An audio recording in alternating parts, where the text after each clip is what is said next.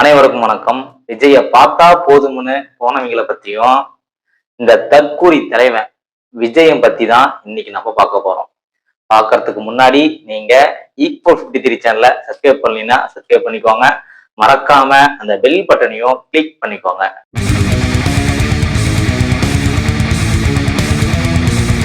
விஜய பார்த்தா போதும், உயிர் போன போகட்டும் அப்படின்னு சொல்ற பரம்பரை, வீர பரம்பரை, வெறித்தனமான பரம்பரை, மெர்சலான பரம்பரை.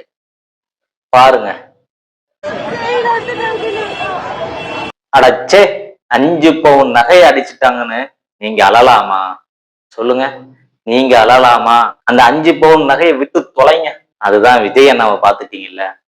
உங்களுக்கு தான் உயிர் நகையை விட விஜய் அண்ணா தானே பிடிக்கும். போனா போட்டு விடுங்க. 5 பவுன் நகை 5 லட்சம் பக்காச்சா? அடிச்சுட்டானுங்களா? முடிஞ்சுதா? அவ்வளவுதான், சோழி முடிஞ்சது. நாங்களும் சொல்லிக்கிட்டே தான் இருக்கிறோம்.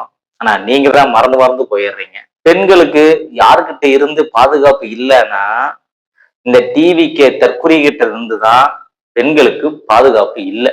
புரிஞ்சுக்கோங்க. நாங்களும் சொல்லிட்டே தான் இருக்கிறோம். ஆனா நீங்க அடிக்கடி மறந்து போயிடுறீங்களே. மறக்காதீங்க.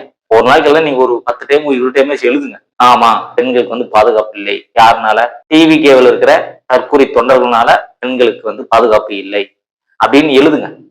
ஒரு 10-20 டைம் எழுதுங்க. அப்பயாச்சும் நீங்க மறக்காம இருக்கீங்களான்னு பார்க்கலாம். சங்கடம்னா சங்கடம், அப்படி ஒரு சங்கடம். நீங்களே பாருங்க.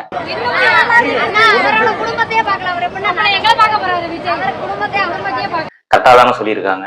இதுல என்ன தப்பு இருக்கு? கரெக்டா அருமையா என்ன நடந்துச்சோ அததான் சொல்லியிருக்காங்க. குடும்பத்தையே பாத்துக்க முடியலையே, எப்படி நீங்க எங்களை பாத்துக்க போறீங்க?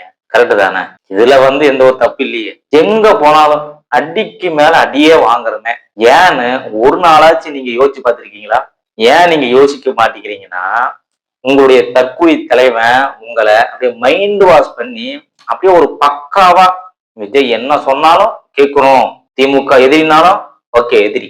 பாஜக பத்தி பேச மாட்டோம். பாஜக பத்தி பேச மாட்டோம்னா பேச மாட்டோம், அவ்வளவுதான். அந்த மாதிரிலாம் விஜய் சொன்னா அப்படின்னா உடனே இவங்கெல்லாம் கேட்டுக்குவாங்க. ஓகே ரைட், இனிமேல் இப்படிதான் விஜய் என்ன சொல்றாரோ அதை நம்ம கேட்டுக்கணும் அப்படின்னு இருக்காங்க. அவ்வளவு வேறெல்லாம் ஒண்ணும் முடியாது.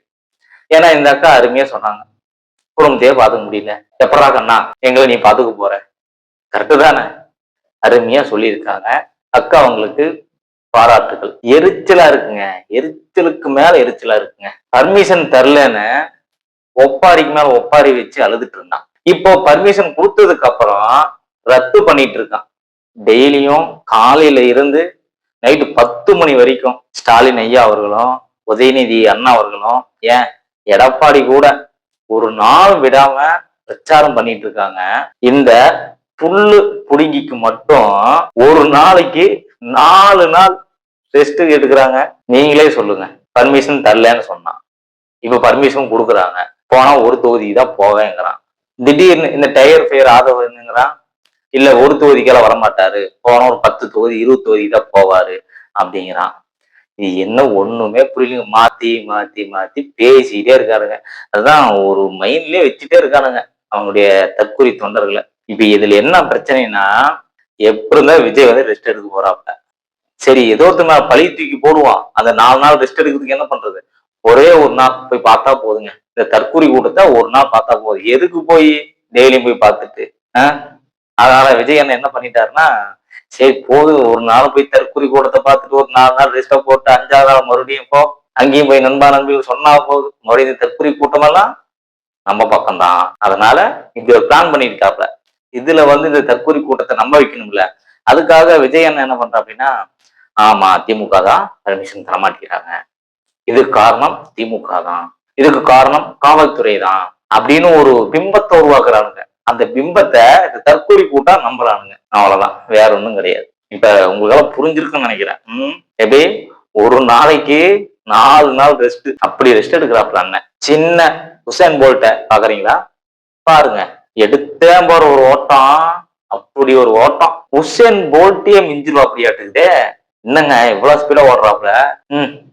கம்முன்னு விஜய் என்ன பண்ணிக்கலாம் தெரியுங்களா? ஒரு ஓட்டப்பந்தயத்துல கலந்துருந்தாருன்னு வச்சுக்கோங்க, ஒரு டப்பா வாசி கிடைச்சிருக்குங்க. இதே மாதிரிதான் தமிழ்நாட்டுல ஒரு பிரச்சனைனா விஜய் அண்ணன் இப்படிதான் ஓடி போவாப்ல. ஓடிட்டே இருப்பாப்ல. பிரச்சனையாவோ நம்ம அந்த பக்கம் போகக்கூடாது. சிஎம்மா இருந்தாலும் என்ன, எம்எல்ஏவா இருந்தாலும் என்ன, நம்பி அங்க போகணும் அப்படின்னு சொல்லி இந்த மாதிரி ஓடுவாங்க. பார்த்து மக்களே ஜாக்கிரதையா ஓட்டு போடுங்க, பார்த்துக்கோங்க. மே 4 என்ன நாள்? ரிசல்ட் நாள்.